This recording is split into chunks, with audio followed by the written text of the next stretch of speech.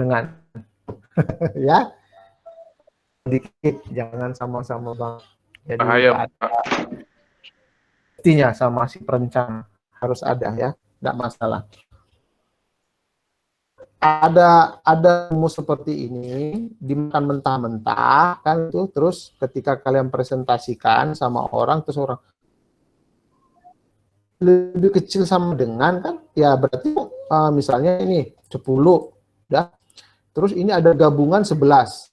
Waduh, ngerti nggak maksudnya?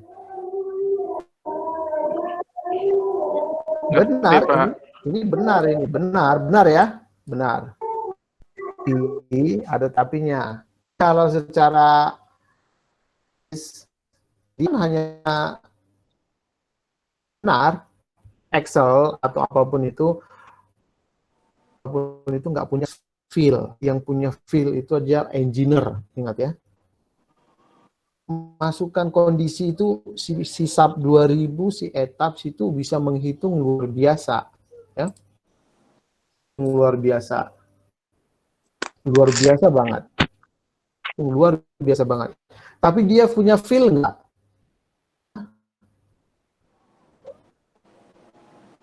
Bisa menghitung luar biasa, cepat dan sekompleks. Nah, cuman itu aja bedanya, secepat dan sekompleks dengan benar.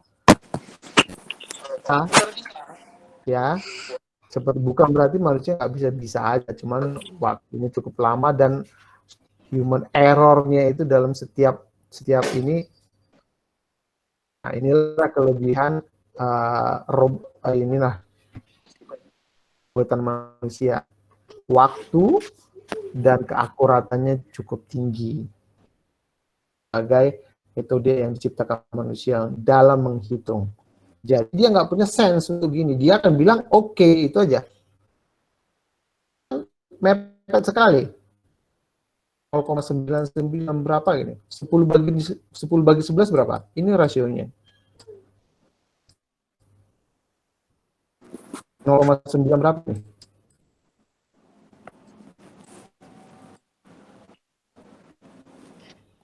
0,90 Pak.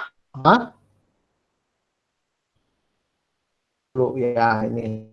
Jadi kalau yang ada bilang misalnya ada 10 gitu ya, lah paling enggak, nah kapasitas saya 15 misalnya, aman lah, tidur lah, kan gitu. Ngerti nggak ini ke arah mana?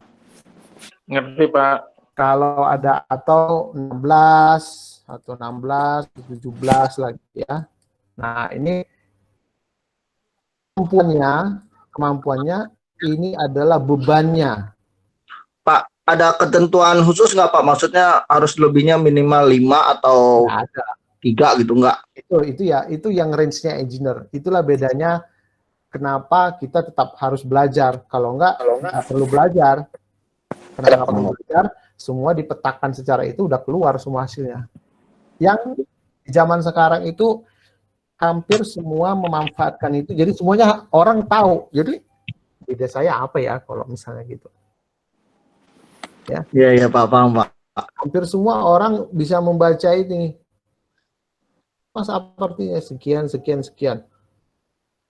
Mas, buat ini terlalu besar, padahal bebannya segini. Bisa dong turun? Kenapa orang itu minta turun? Misalnya klien atau owner gitu. Pak, biar budgetnya murah Pak. Ya, ujungnya ke volume. Karena itu adalah ujungnya ke volume.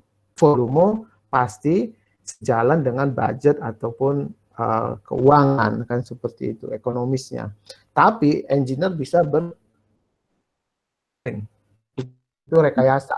Rekayasa di sini bukan berarti yang ini ya, yang negatif ya maksudnya. Merekayasa, tapi rekayasa dari alam modifikasi lah. Saya lebih condong ke modifikasi lah sebenarnya engineering itu. Engineering kan, engineering lah kalau bahasa Indonesia, engineering mungkin ya. Mereka rekayasa kelautan, rekayasa ini. Tapi kan kalau ada orang lain dalam bentuk yang negatif, ini semuanya rekayasa, ngerti nggak maksudnya? Ya, paham Pak. Orang engineering itu agak-agak gimana? Kalau di luar negeri itu bahasanya beda katanya. you're so engineering. Ini orang engineering gitu ya. Ya berarti memang di bidang keilmuan engineering, bukan berarti dia itu merekayasa sesuatu. Ngerti nggak maksudnya? Iya, Pak. Ya, paham, Pak.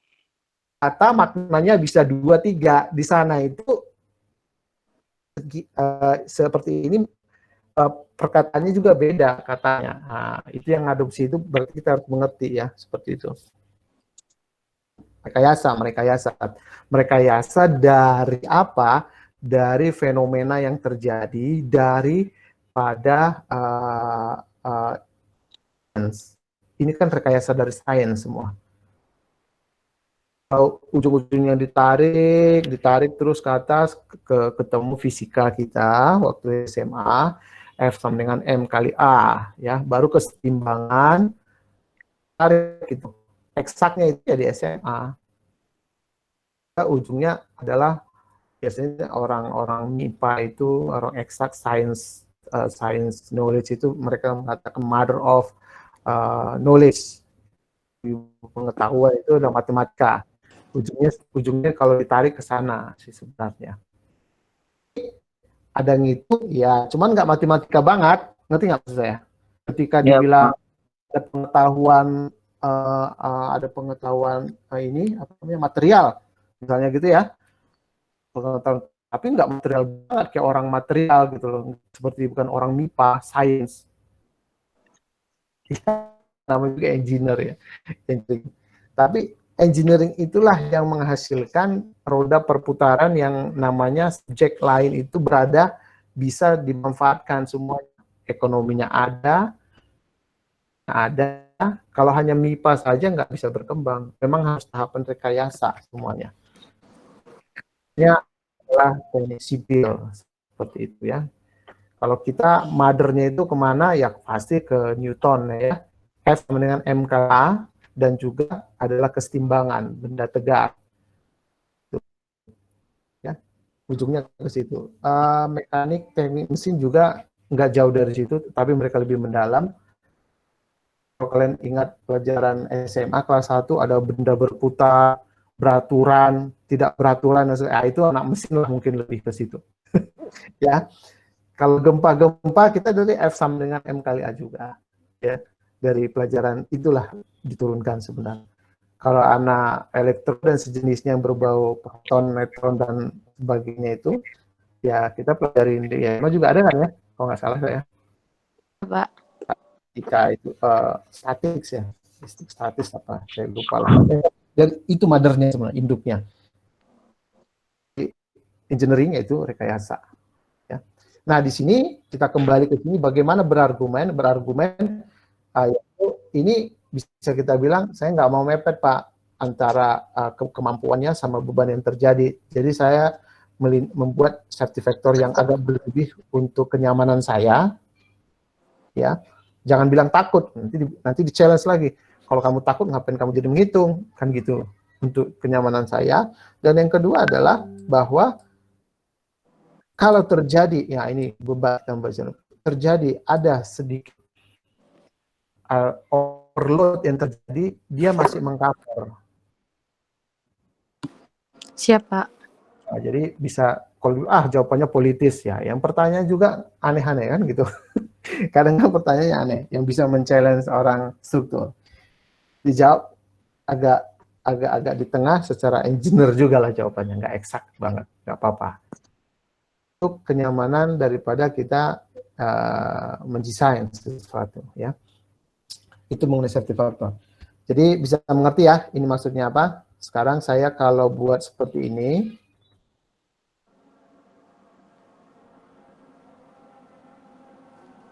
VU-nya 10, ya. VC-nya ada 12. Ya.